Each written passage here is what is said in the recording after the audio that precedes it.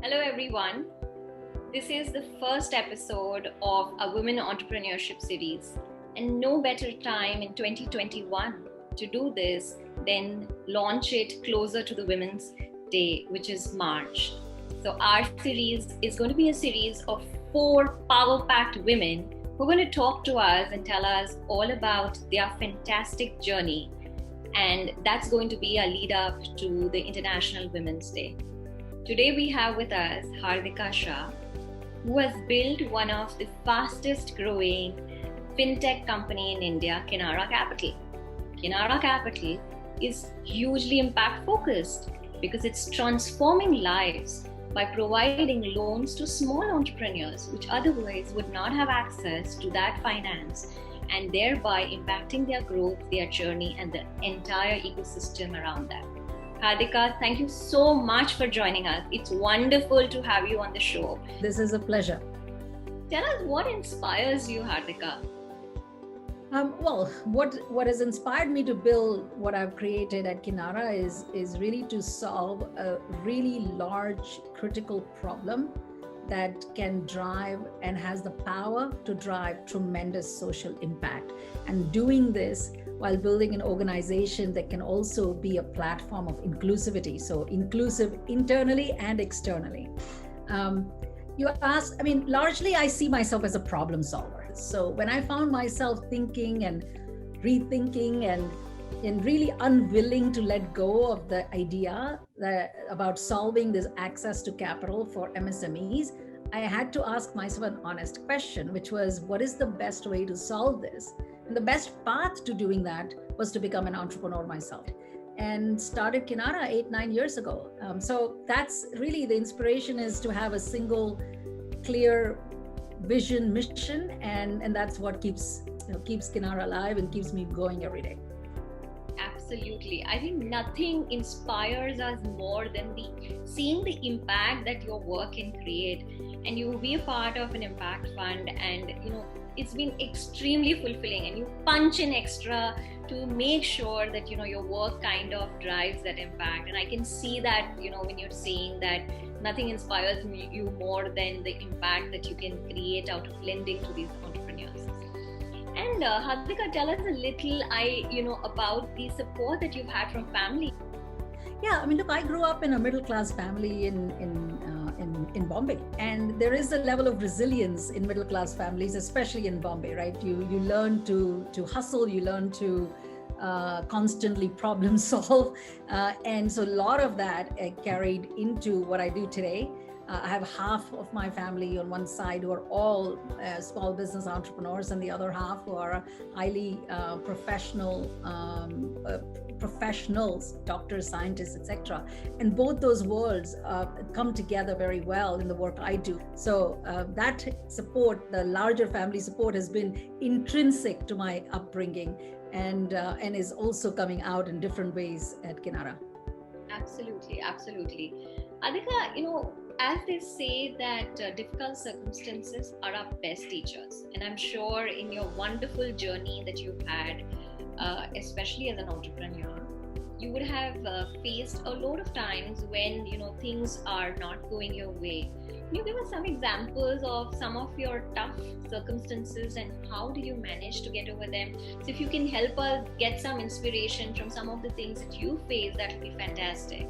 The unfortunate factual reality is that only 3% of business investment goes to women. So there is a huge worldwide gap, right, in terms of promoting and supporting women entrepreneurs. I have experienced that at Kinara. Capital raising is our lifeline. We need to leverage the equity we have with debt so that when we lend to our micro enterprises, we have capital to lend. And often this debt is being held by long-time bankers. And I've had some hilarious scenarios and some impossible scenarios, right? I've been asked point blank, where is my male co-founder? Because clearly I should not be running this business by myself. Wow. This experience is not unique to me. It's just how we live in a world where we need to change these facts, right? We need to figure out how to break through this, right? And so for me, the biggest learning for me has been that I need to own the room. This is one that works for me. I would encourage all women entrepreneurs or just women professionals even to find their voice and to find their authentic style that works for them. But this is the one that I took away from some of these early experiences. Hardika has made a fantastic point over here, and this is what I've experienced in my journey. Hardika has seen that, and most of you are going to experience. Make your voice heard. Get a seat at the table. What do you think is your biggest achievement? Something that you're really proud of? First of all, I'm very, very proud of the financial inclusion work. The second thing that I'm most proud about is building an inclusive organization. You talked about getting a seat at the table. We imbibe that internally. 50% of my management team is women. Leaders must take the opportunity where possible to make a systemic change and stand for what is right. And I think for me, that meant not only focusing on the customer, but also focusing internally into the organization and making sure that we believe and we stand for what is right internally as well. So that's what I'm most proud of, what we have built so far. Yeah, I think it's fabulous to sit down and think, what you've created, and if that creation is driving impact, nothing like it. So I can completely identify with what you're saying. Fantastic. All right. What motivates you? Look, there's a lot that motivates me every day, right? Particularly when I think of this large 1,000+ organization that we've built today that is, systemically important. I personally would, travel half of any given month doing customer visits, meeting what is our team and people in the field, right? And there are so many stories that on a daily basis motivate you to continue to do this work, right? And the amount of feeling and gratitude and connection you have when you do something so small that changes the trajectory of an entire family is infinitely most motivating on a daily basis. So whenever I get a chance, that's what I do. I go out and I meet customers and I hear their stories, because that's where the inspiration really comes from. Yeah, that's amazing. Those inspiring stories can really go a long way. And I'm sure that not only you, but your entire organization must be motivated because of the stories or because of the successes that they see out of what you guys are doing. So fabulous. Hardika, there is generally, when it comes to women, whether it's entrepreneurs or whether they are in a corporate life, there is a cacophony around it, right? Which is work-life balance. What do you think about the tyranny of work-life balance, and how have you managed it? So what that means to me is really quite simple, right? At the end of the day, to me, the balance is really, really about how do I feel at the end of the day? A simple question of, did I have a fulfilling day, allows me to take stock, whether I need to prioritize my pets, so I need to prioritize my family, whether I need to prioritize work that day, what is it that I should have done and couldn't get through and I therefore feel fulfilled? That's the real question. And then you prioritize based on that question as to what you need to do to seek that balance. And sometimes you need to seek that balance for time for yourself also in that conversation.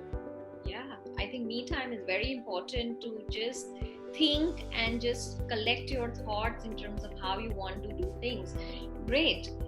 Hardika, I think that was a fantastic conversation, understanding your journey, understanding what motivates you, getting anecdotes on some of the, fun incidents that, women always go through that. I want to do a very quick rapid fire with you, make it a little fun for the women. Sure. One book that you would recommend to women entrepreneurs? This is a book from a professor of mine. It is called The 4 Steps to the Epiphany by Steve Blank. That's an amazing advice, especially the quote that you put from the book. I'm sure that's going to inspire a lot more women to go and read that book. Great. One thing in your organization that you would not tolerate? Disrespect. Disrespect for any reason whatsoever for any other person in the organization. A message for your parents? Love. Vision for your organization?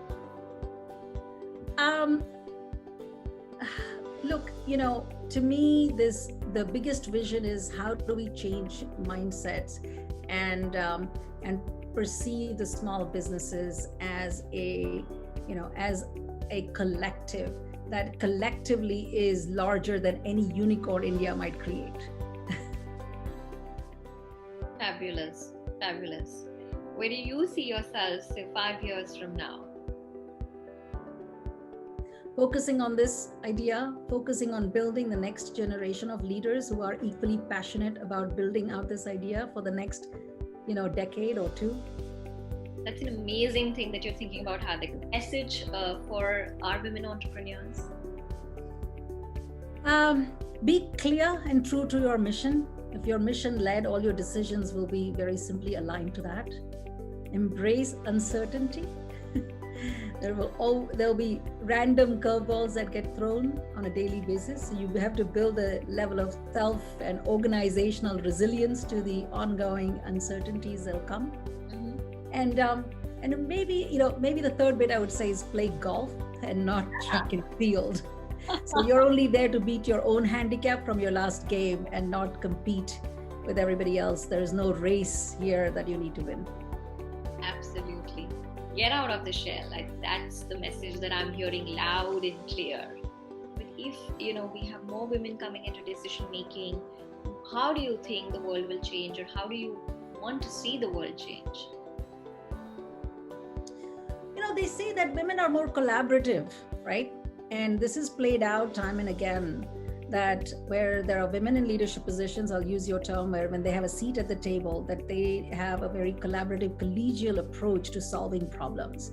And that can lead to long-term sustainable solutions. There are great women, great ideas, great opportunities. We need the capital to flow for that to happen.